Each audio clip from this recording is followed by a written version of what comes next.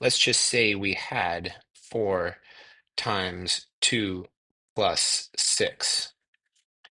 Now, PEMDAS would tell us in parentheses, we should do this operation first, right? 2 plus 6. So that would be 4 multiplied by 8, which equals 32, right? Uh, if we were to use our distributive property to solve here,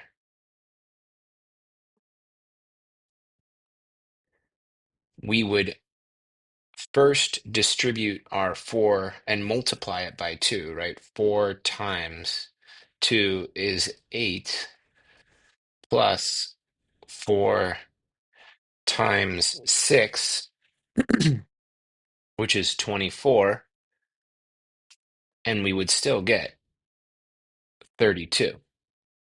So same answer, different method.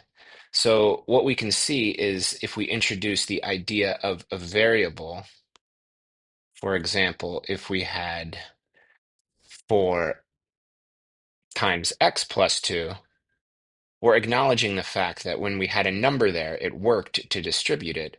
So it can hold true to the rules of algebra for us to do the same thing,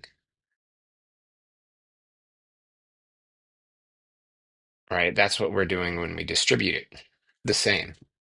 So let's go through a few example problems, knowing why distributive property works. Okay, so essentially this says -6 multiplied by some number plus 8. So I call it the rainbow method. Some of my students call it the swoop-de-swoop or the loop-de-loop. First, we're taking the number outside the parentheses and multiplying it by whatever comes first in the parenthesis.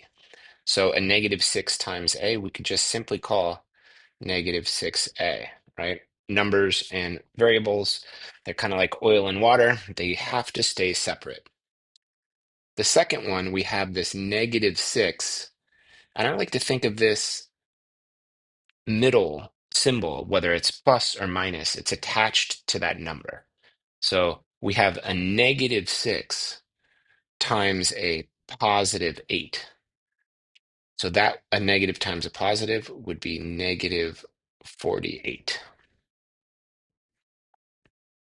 So if we move on to number 2 here,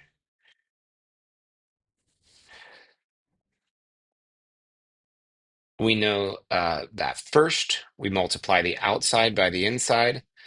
We also know we can assume there's a plus here if there's nothing here. So a positive 4 times a positive 1 is a positive 4. Now here we have a number and a variable. So we're multiplying 4 by 9x. But if we remember, water can mix with water, oil can mix with water. Sorry, water can mix with water, oil can mix with oil, but water can't mix with oil. So we can allow the 4 and the 9 to play together, but the 4 and the x, they have to stay separate. So what is a positive 4 times a positive 9? This becomes a positive 36x. Another way I like to think about it is if you had 9 X-ray machines and you multiplied it by 4, how many X-ray machines would you have? You'd have 36 X-ray machines. Okay, this next one. Again, we can assume because there's nothing in front of here that we have a positive 6. So we're multiplying a positive 6 by a negative 5n, right? This has two terms, two terms inside the parenthesis, which means we will end up with two terms when we're done simplifying here or distributing. So a positive 6 times a negative 5n. The 6 and a negative 5, they can play together. That would be a negative 30, but the n has to remain separate, right? If you had negative 5 newts and you multiplied it by 6, you'd have negative 30 newts. Now we have a positive 6 times a positive 7. which is a positive 42. Okay, moving on here. So this, you see this times 2 on the outside. This we can rewrite if we want to look like the other problems and say 2 times 9m plus 10. Right? These two things mean the same thing. These two things are just written differently, just like 4 plus 5 is 5 plus 4.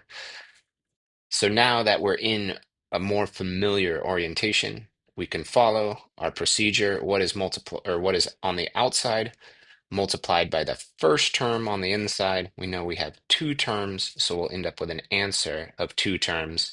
We know that we have a positive 2 multiplied by a 9m. The 2 and the 9 can interact, but the m has to stay separate.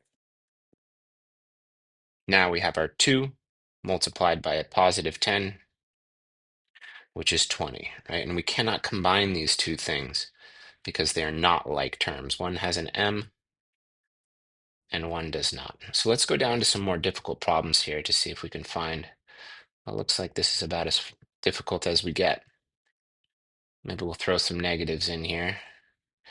So for this one here, similarly, when I see it written in this way, it makes me want to reformat it to feel more comfortable and in a format that we're used to seeing.